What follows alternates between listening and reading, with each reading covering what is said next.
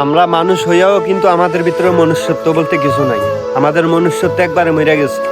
জানি না কোন গণ্যমান্য ব্যক্তি এই ভিডিওটা করছে, তবে আমি একটা কথাই বলবো যে ওনার শিক্ষার অভাব আছে, পারিবারিক শিক্ষার অভাব আছে, এবং কি মাথার মধ্যে জ্ঞান বুদ্ধি কম আছে। যদি শিক্ষার অভাব না থাকতো তাইলে মনে করেন যে কোনো সুস্থ মানুষ এসব ধরনের ভিডিও করে না বা এসব ধরনের কাজ কারবার করে না। ভিডিওটা দেখে প্রচুর পরিমাণে খারাপ লাগছে যে ভাই কুরবানি আল্লাহকে খুশি করার জন্য দেন, আল্লাহকে সন্তুষ্ট করার জন্য আল্লাহর রাস্তায় কুরবানি দিবেন, এবং কি এখানে গরিবের হক গরিবরে ন্যায্য হক গরিবরে বুঝাই দিবেন। আপনারা লাখ টাকা দিয়ে কুরবানি দিয়ে লাভ নাই তো, যদি গরিবের হক গরিবরে সন্তুষ্টভাবে ঠিক মতো বুঝাই দিতে না পারেন। বড় বড় গরু কুরবানি দিয়ে লাভ নেই। অবশ্যই যে নিজের মন আগে ঠিক করেন।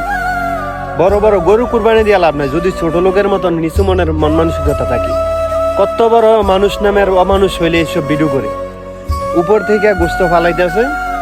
গরিবরা আমার মতো নিম্নবিত্ত মানুষরা যে গোস্ত নিতে আইছে, তারা এই ব্যাগ নিয়ে দাঁড়িয়ে আছে, একটা একটা টুকরা ফালাইতেছে। একটা টুকরা কেউ লইছে, আসলে আবার দেখলাম যে একটা টুকরা মাটিতে ভরে গেছে, ওই টুকরাও মানুষ উঠিয়ে নিতেছে। কি করবো ভাই, পেটের ক্ষুধা তো আর দরিদ্রতা বোঝে না, যে সম্মান বোঝে না। আসলে কি আমরা তো মধ্যবিত্ত, কিন্তু কিছু কিছু মানুষ নামের অমানুষ আছে, এগুলা তো ভাই মানুষরে মানুষ মনে করে না। আসলে এগুলা বইলা লাভ নাই।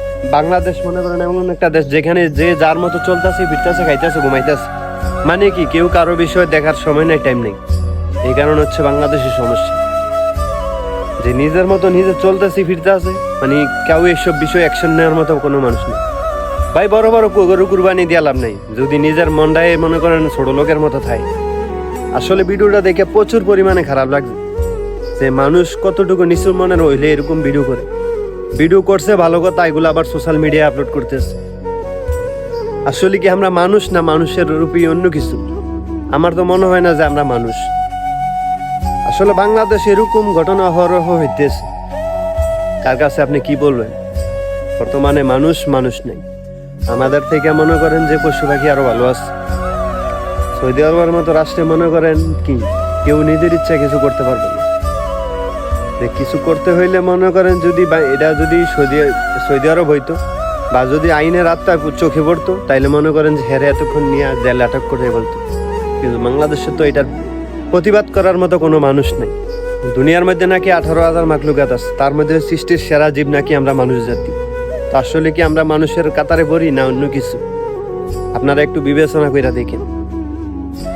আসলে ঠিক যে আসলে আমরা মানুষের যে বড় বড় আমরা লাখ টাকা দিয়ে কুরবানি দিতে রাজি আছি, কিন্তু গরিবের হোক গরিবরে বুঝাই দেবো, তাতে আমাদের মাথা ব্যথা। তাইলে কি দরকার এত দামে দিয়ে কুরবানি দেওয়ার জন্য? যাক, আল্লাহ সবাই সহি বুঝ দান করুক, এটাই।